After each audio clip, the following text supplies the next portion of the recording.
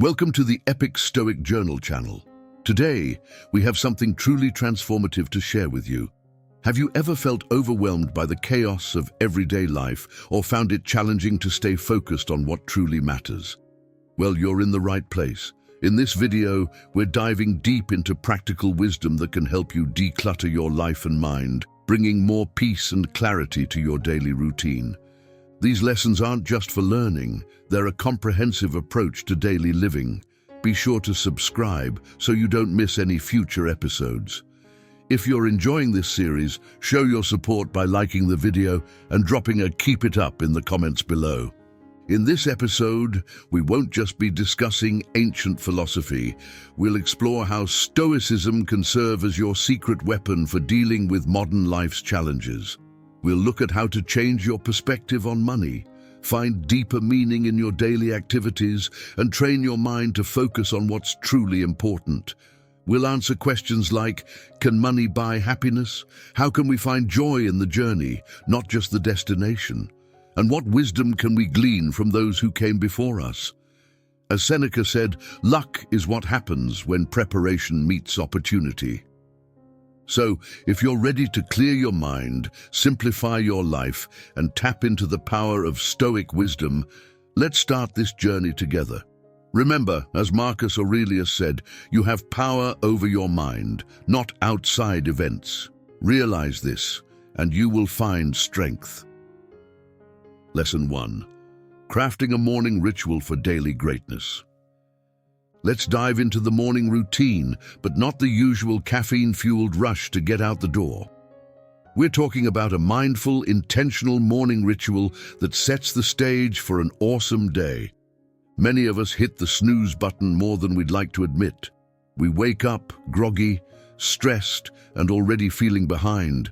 We rush through our morning, grab a quick breakfast if we're lucky, and dash out the door. But imagine starting your day with calm, clarity, and purpose. What if you could design a morning routine that nurtures your mind, body, and soul? Ancient philosophers understood the significance of a morning routine. Aristotle, for instance, believed that the first few hours of the day were vital for setting the tone for the rest of the day. He advocated for a morning routine that included exercise, contemplation, and study. So, how can we create a modern morning ritual that works for us? Instead of hitting the snooze button, try waking up at the same time every day, even on weekends. This helps regulate your body's natural sleep-wake cycle. When you wake up, take a few deep breaths, stretch, and set an intention for the day. Start your day with a glass of water to rehydrate after sleep. Then, fuel your body with a healthy breakfast that provides sustained energy throughout the morning. Avoid sugary cereals and pastries, opting instead for protein, healthy fats, and complex carbohydrates. Exercise is an excellent way to wake up your body and mind. It doesn't have to be intense. A brisk walk, a yoga session, or even a few minutes of stretching can significantly boost your energy and mood. Spend some time each morning reading, journaling, or meditating. This helps clear your head, focus your thoughts, and set a positive tone for the day. As Marcus Aurelius said, when you arise in the morning, think of what a precious privilege it is to be alive, to breathe, to think, to enjoy, to love. Take a few minutes to review your calendar, prioritize tasks, and set realistic goals for the day. This helps you stay focused and avoid feeling overwhelmed. Creating a morning ritual isn't about adding more tasks to your already busy schedule. It's about creating a sacred space for yourself, a time to connect with your inner self, set your intentions, and prepare for the day ahead. As the saying goes, win the morning, win the day. So take some time to experiment and find a morning ritual that works for you. Your mind, body, and soul will thank you. Lesson 2. The Day in Review, your daily mental detox. All right, folks, let's discuss something crucial yet often overlooked, reflecting on our day. We're not talking about dwelling on every minor detail or chastising ourselves for mistakes. Instead, we're focusing on a mindful review that promotes learning, growth, and self-improvement. In our hectic, constantly on-the-go world, it's easy to get trapped in a monotonous cycle. We wake up, rush through our morning routines, work, eat, perhaps squeeze in some exercise or social time, then collapse into bed only to repeat it all the next day. But what if we could break free from this endless loop? What if we use the end of each day to pause, reflect, and gain valuable insights?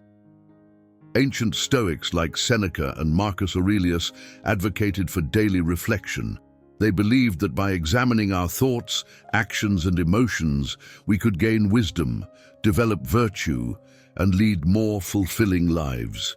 Seneca famously said, "The unexamined life is not worth living." So, how can we examine our lives meaningfully and practically? Begin by recalling the positive moments of your day. What made you smile? What did you achieve? What are you thankful for? This practice fosters gratitude and optimism. Next, consider the challenges and setbacks you encountered. What lessons did you learn? How can this knowledge help you improve in the future? Remember, mistakes are not failures, they are opportunities for growth. As Confucius said, our greatest glory is not in never falling, but in rising every time we fall. Based on your reflections, identify 1 or 2 small changes you can make to enhance your life. This could be setting a new goal, adopting a new habit, or simply being more mindful of your thoughts and actions. As the saying goes, the journey of 1,000 miles begins with a single step. Many successful CEOs maintain a daily journal to reflect on their experiences, capture their thoughts, and track progress toward their goals.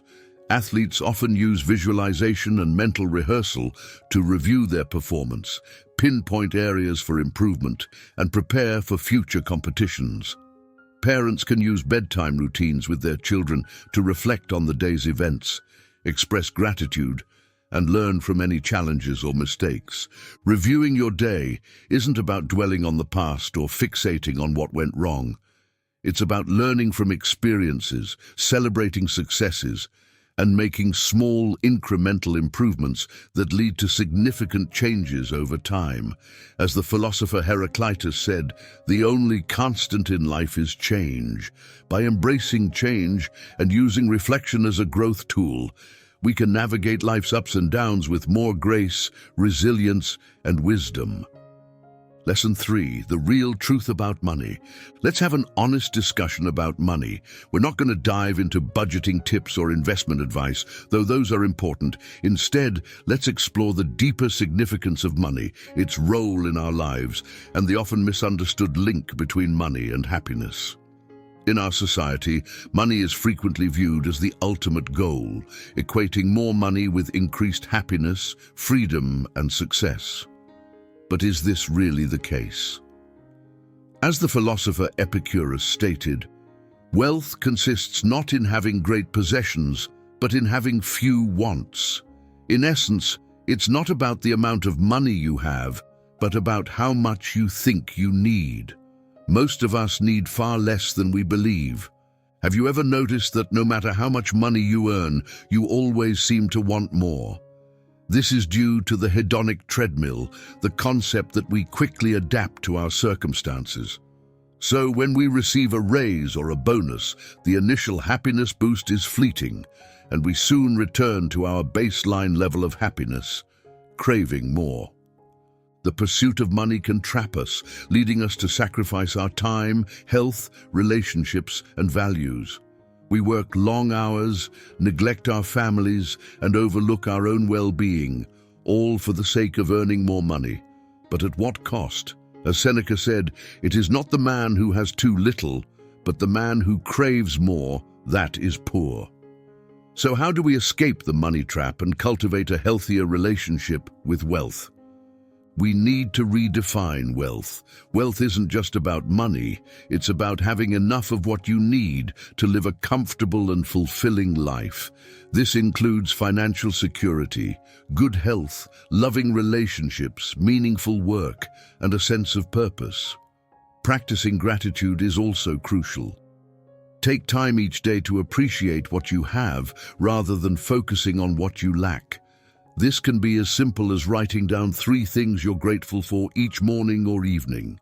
Spending wisely is another key factor. Don't just spend money on things you want. Spend it on experiences that bring you joy, on investments that will benefit you in the long run, and on things that align with your values. As the saying goes, buy experiences, not things. Giving back is one of the best ways to find meaning and fulfillment. Whether it's donating to charity, volunteering your time, or simply helping a friend in need, giving can bring a sense of joy and purpose that money can't buy. Let's explore some real-world examples of these concepts. Many successful entrepreneurs and investors have adopted a minimalist lifestyle, focusing on experiences and relationships rather than material possessions. They've discovered that true wealth comes from living a life of purpose and meaning, not from accumulating stuff. Some of the world's wealthiest individuals, like Bill Gates and Warren Buffett, have pledged to give away the majority of their fortunes to charitable causes. They've realized that money is a tool, not an end in itself, and that using it to positively impact the world is the ultimate form of wealth. Studies have shown that once your basic needs are met, additional income has a diminishing effect on happiness.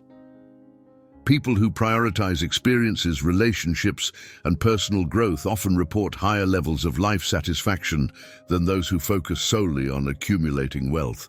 The bottom line is that money is a tool, not a master. It can be used for good or ill, depending on how we choose to use it. By redefining wealth, practicing gratitude, spending wisely, and giving back, we can break free from the money trap and create a life that is truly rich in meaning and fulfillment. As the philosopher Henry David Thoreau said, wealth is the ability to fully experience life. Lesson 4. Strive for profound understanding. Let's dive into the importance of going beyond surface-level knowledge. We're not discussing snorkeling in the Caribbean, though that sounds fantastic.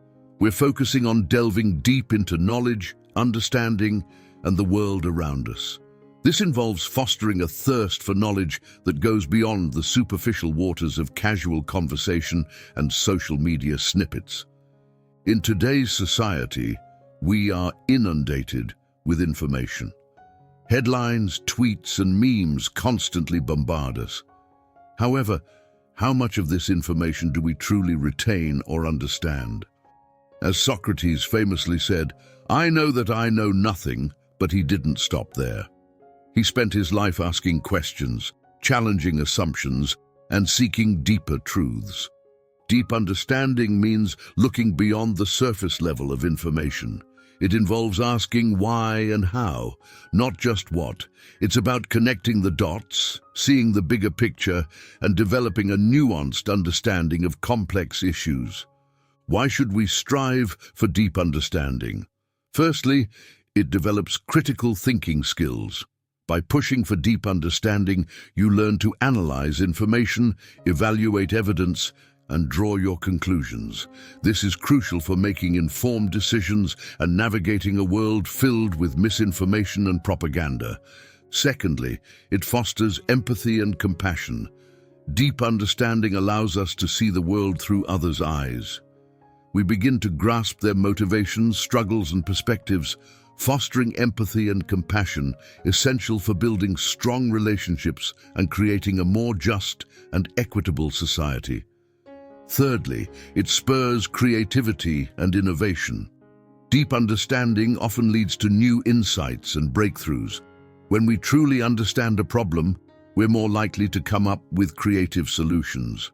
As physicist Richard Feynman said, the first principle is that you must not fool yourself, and you are the easiest person to fool. Let's look at some real-world examples. Investigative journalists don't just report facts, they dig deeper, uncover hidden truths, and expose corruption and injustice. Scientists don't just accept existing theories, they conduct experiments, gather data, and challenge the status quo to advance our knowledge and develop new technologies. Lifelong learners never settle for surface-level knowledge.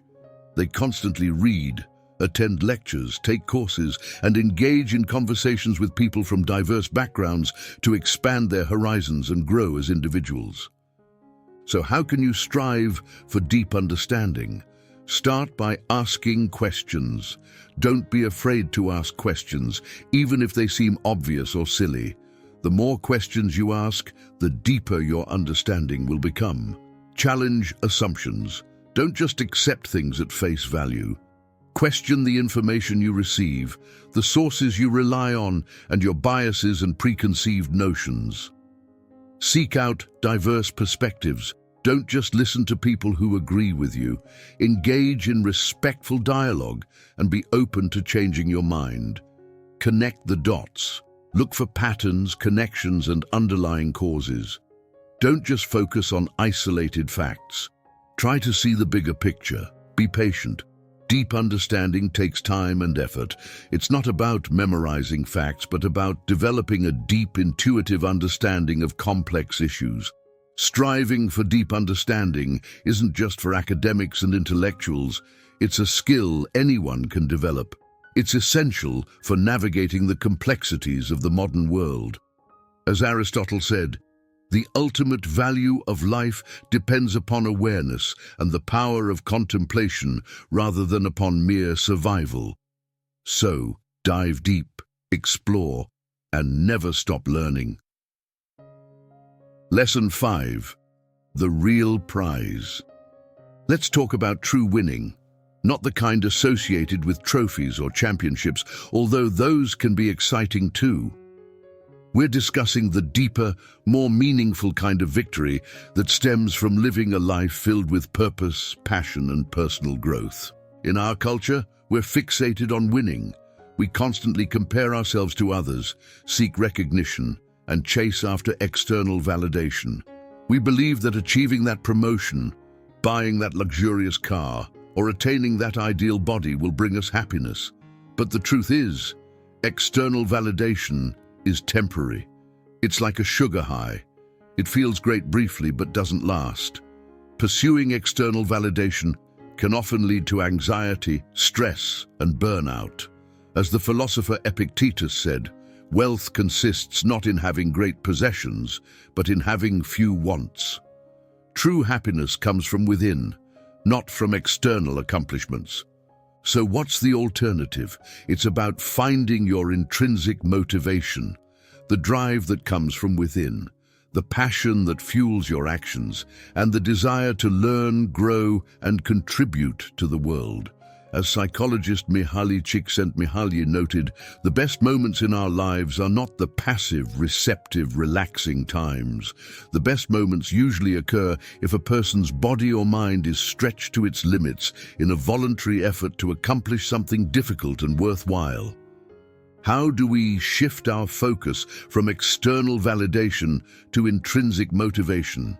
First, define your values. What is truly important to you? What are your core beliefs and principles? What impact do you want to have on the world? Reflect on these questions and write down your answers. They will guide you toward a meaningful and purposeful life. Next, set meaningful goals. Don't just set goals based on societal expectations or what you think you should do. Set goals that align with your values and passions, goals that excite you, challenge you, and motivate you to get out of bed in the morning. Embrace the journey. Don't become so fixated on the destination that you forget to enjoy the process. Celebrate small wins, learn from your mistakes, and savor the experience of growth and self-discovery. As the saying goes, life is a journey, not a destination. Find your flow. Flow is that state of complete immersion in an activity where time seems to fly by and you're wholly absorbed in the moment. It's the sweet spot between challenge and skill, where you're pushing yourself but not overwhelmed. Identify activities that put you in a state of flow, whether it's writing, painting, playing music, or solving complex problems. Let's look at some real-world examples of this concept. Many artists create art not for fame or fortune, but for the sheer joy of creation. They find fulfillment in expressing themselves, exploring new ideas, and pushing their creative boundaries. Many scientists are driven by a thirst for knowledge and a desire to understand the world around them. They find satisfaction in the pursuit of truth, discovering new insights, and contributing to scientific progress. Many people find meaning and purpose in serving others. They volunteer their time, energy, and skills to help those in need without expecting anything in return. The real prize worth winning is the one that comes from within. It's the satisfaction of living a life true to your values, pursuing your passions, and making a positive impact on the world. As Confucius said, "The superior man understands what is right, the inferior man understands what will sell." So forget the podium, embrace the journey, and focus on the things that truly matter. Lesson 6. The power of a mantra. We're not talking about chanting in a yoga studio, although if that's your thing, great. We're exploring how the power of words can shape our thoughts, emotions, and actions. A personal mantra can be your secret weapon for facing life's challenges and achieving your goals. A mantra is a word, phrase, or sound repeated to aid concentration in meditation. But it's more than that. It's a powerful affirmation, a guiding principle, and a reminder of your inner strength and potential. Think of it as a pep talk you give yourself, a personal cheerleader you carry with you. It helps reprogram your subconscious mind, replacing negative self-talk with positive affirmations, and cultivates a mindset of resilience and optimism. The use of mantras dates back thousands of years to ancient India, where they were utilized in Hindu and Buddhist traditions for spiritual growth and enlightenment. However, the power of words to shape our thoughts and emotions is a universal concept, recognized by philosophers and thinkers throughout history. As the Buddha said, "All that we are is the result of what we have thought. The mind is everything. What we think, we become." How does a mantra work? Repeating a mantra helps to quiet the mind, focus your attention, and reduce mental chatter. It acts like a mental reset button, clearing away distractions and honing in on what's important. By repeating a positive affirmation, you're telling your subconscious mind that this is what you believe to be true. Over time, this can lead to a shift in mindset and a more positive outlook on life. Mantras can also help you manage stress, anxiety, and other negative emotions. By repeating a calming or empowering phrase, you can soothe your nervous system and cultivate a sense of inner peace. Moreover, a mantra can be a source of motivation and inspiration, reminding you of your goals, values, and potential. It can help you stay focused, overcome obstacles, and achieve your dreams. Let's explore how this concept is applied in daily life. Many athletes use mantras to boost their confidence, focus their attention, and push through physical and mental barriers. Think of phrases like, "I am strong," "I am capable," or "I can do this." Entrepreneurs often use mantras to stay motivated, overcome setbacks, and maintain a positive outlook. Consider phrases like, "I am creating something meaningful," "I am making a difference," or "I am building my dream." You don't have to be an athlete or an entrepreneur to benefit from a mantra. Anyone can create a personal mantra that resonates with them and helps navigate life's challenges. Phrases like, "I am enough," "I am loved," or "I am grateful" can be powerful tools. To create your own mantra, choose a phrase that resonates with you on a deep level, something that inspires and motivates you. It could be a quote from a favorite philosopher, a line from a song, or a simple affirmation you create yourself. Keep it short and sweet. A few words or a short phrase are usually enough. Repeat it regularly. The more you repeat your mantra, the more powerful it becomes. Incorporate it into your daily routine. Repeat it during your morning meditation, while exercising, or whenever you need a boost of positivity. A mantra is more than just words. It's a tool for self-empowerment, a way to tap into your inner strength and wisdom. By creating a personal mantra and repeating it regularly, you can transform your thoughts, emotions, and actions. As the philosopher Lao Tzu said, "Watch your thoughts, they become your words. Watch your words, they become your actions. Watch your actions, they become your habits. Watch your habits, they become your character. Watch your character, it becomes your destiny." Lesson 7. The 3 key areas of training. Let's discuss how to level up your life, not in video games, but in real terms. The ancient philosophers believed there were 3 essential areas of training for a fulfilling life: the training of desire, action, and thought. This may sound sophisticated, but it's actually quite practical and can significantly improve your life experience. The 3 pillars of personal growth are the training of desire. This involves managing your wants, needs, and cravings. It's about understanding what truly matters to you and aligning your desires with your values. As the Stoic philosopher Epictetus said, "It's not things that upset us, but our judgments about things. The problem isn't the desire itself, but our attachment to it." The training of action. This focuses on taking actions that align with your values and goals, even when it's tough. Aristotle said, "We are what we repeatedly do." Excellence, then, is not an act, but a habit. Our actions shape our character and ultimately our destiny. The training of thought. This involves controlling your thoughts and beliefs, choosing to focus on the positive, cultivating gratitude, and challenging negative self-talk. As Buddha said, "What we think, we become." Our thoughts have a powerful influence on our emotions and actions. Let's look at how these concepts apply in real life. For the training of desire, consider if you're addicted to social media. Constantly checking your phone, scrolling through feeds, and comparing yourself to others is a desire that's not serving you. To train your desire, you could set screen time limits, delete certain apps, or find alternative activities that bring you joy and fulfillment. For the training of action, suppose you want to get in shape. You know it's essential for your health and well-being, but you struggle with motivation. To train your actions, you could set realistic goals, find a workout buddy, or reward yourself for sticking to your routine. For the training of thought, imagine you're often bombarded with negative thoughts and self-doubt. You tell yourself you're not good enough, smart enough, or worthy of love. To train your thoughts, you could practice mindfulness, challenge negative thoughts with positive affirmations, or seek support from a therapist or counselor. In today's world, we're constantly faced with distractions, temptations, and negative influences. It's easy to lose sight of what truly matters and get caught up in the pursuit of fleeting pleasures.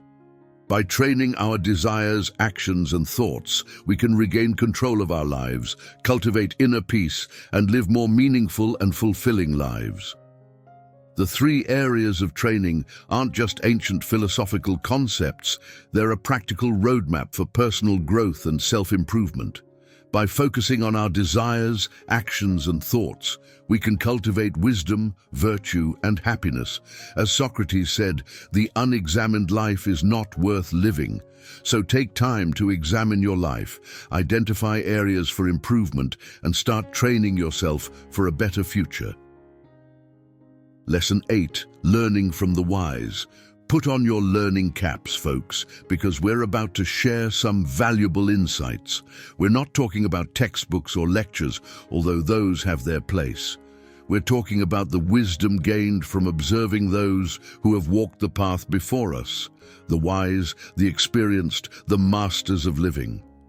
Think of the ancient philosophers like Socrates, Plato, and Aristotle. These thinkers didn't just theorize about life. They lived it, observed it, learned from it, and passed down their wisdom through their writings, teachings, and examples. As the Stoic philosopher Seneca said, "Associate with people who are likely to improve you. Welcome those whom you are capable of improving." The process is a mutual one. Men learn as they teach. Why should we watch the wise? Firstly, it accelerates our learning. Why reinvent the wheel when you can learn from those who have already figured things out? By observing the wise, we can gain insights, avoid mistakes, and fast-track our personal growth. It's like having a life hack. Secondly, it broadens our perspective. We all have our own biases and blind spots. Observing others can challenge our assumptions and expand our understanding of the world, essentially upgrading our mental software. Thirdly, it provides inspiration and motivation. Seeing others succeed, overcome challenges, and lead fulfilling lives can inspire us to do the same. It's like having a personal cheering squad reminding us that anything is possible. Let's see how this concept is applied in real life. Many successful entrepreneurs have mentors who guide them, challenge them, and help them navigate the ups and downs of business. Artists often find inspiration in the works of others, studying the techniques, styles, and themes of their predecessors to fuel their creativity. You don't have to be a famous philosopher or entrepreneur to be a source of wisdom. We can learn from our parents, teachers, friends, and colleagues, anyone who embodies the qualities we admire and aspire to. To start learning from the wise, first identify your role models. Who do you admire and respect? What qualities do they possess that you want to cultivate in yourself? Make a list of these role models and observe how they think, act, and make decisions. Next, immerse yourself in their wisdom. Read their books, watch their interviews, listen to their podcasts, and follow them on social media. Pay attention to their habits, routines, values, and communication styles. What can you learn from them? If possible, seek mentorship from someone you admire. This could be through a formal mentorship program, a casual coffee chat, or simply reaching out for advice.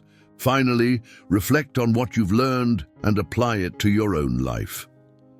Don't just passively consume information, actively use it to grow and evolve. Watching the wise isn't about blindly following or copying their every move. It's about learning from their experiences, insights, and mistakes. It's about gaining wisdom, expanding your perspective, and finding inspiration to live your best life. As Confucius said, by 3 methods we may learn wisdom. First, by reflection, which is noblest. Second, by imitation, which is easiest. And third, by experience, which is the bitterest. Lesson 9, keep it simple. Let's discuss simplifying your life. We're not talking about becoming a minimalist or living off the grid, though if that's your thing, go for it. We're focusing on cutting through the clutter, both physical and mental, to zero in on what truly matters. In today's world, we're overwhelmed with choices, information, and distractions. We have too much stuff, too many commitments, and too many browser tabs open. No wonder we feel stressed and perpetually behind. Socrates warned, "Beware the barrenness of a busy life." Being busy doesn't equate to being productive or fulfilled. In fact, constant busyness can obstruct what really matters. Simplicity isn't about deprivation, it's about intentionality and focus. It's about valuing quality over quantity, experiences over things, and presence over productivity. As minimalist writer Joshua Becker said, "Simplicity is the intentional promotion of the things we most value and the removal of anything that distracts us from them." How can we simplify our lives to gain more peace and clarity? First, declutter your space. Start by clearing out your physical environment. Get rid of anything you don't use, need, or love. Clothes, books, gadgets, furniture. An orderly space contributes to inner calm. Second, simplify your schedule. Examine your calendar and commitments. Are you overbooked? Do you say yes to things you don't really want to do? Learn to say no more often and prioritize activities that matter to you. As author Greg McKeown said, "If it isn't a hell yes, it's a no." Third, streamline your digital life. Unsubscribe from email lists you don't read, unfollow uninspiring social media accounts, and set screen time limits. As digital minimalist Cal Newport suggested, Focus your online time on a few carefully selected activities that support your values and happily miss out on everything else. Fourth, focus on the essentials. Identify the most important things in your life: family, friends, health, passions. Make a list of your top priorities and dedicate your time and energy to them. As philosopher Marcus Aurelius said, very little is needed to make a happy life. It is all within yourself, in your way of thinking. Let's explore real-world applications of this concept. The capsule wardrobe. Many people have adopted capsule wardrobes, consisting of a small number of essential clothing items that can be mixed and matched. This simplifies their morning routine and reduces decision fatigue. The weekly meal plan. Planning your meals for the week can save time, money, and stress. It helps you make healthier choices and avoid impulse buys at the grocery store. The tech-free weekend. Taking a break from technology for a weekend can be refreshing and rejuvenating. It allows you to disconnect from the digital world and reconnect with yourself, your loved ones, and nature. Simplifying your life isn't about sacrifice, it's about making conscious choices, focusing on what truly matters, and creating more space for joy, creativity, and meaning. As poet T.S. Eliot put it, "Where is the wisdom we have lost in knowledge? Where is the knowledge we have lost in information?" By simplifying, we can reclaim our wisdom, knowledge, and sense of wonder. We've covered a lot today, from morning routines to minimalist living, from the power of mantras to ancient wisdom. But remember, Stoicism isn't just about reading or listening, it's about doing. It's about applying these principles to your daily life. As Epictetus said, first say to yourself what you would be, and then do what you have to do. What kind of life do you want to create? What kind of person do you want to become? Start small. Choose one principle that resonates with you and start practicing it today. Maybe it's setting a Stoic morning routine, decluttering your space, or finding a mantra that empowers you. Whatever it is, commit to it and watch it transform your life. Remember, the Stoic journey is not about perfection, it's about progress. It's about continually striving to become the best version of yourself, one step at a time. So go out there and live your Stoic life. Embrace the challenges, learn from your mistakes, and never stop growing. And remember, you're not alone on this journey. We're all in this together. Now go forth and conquer.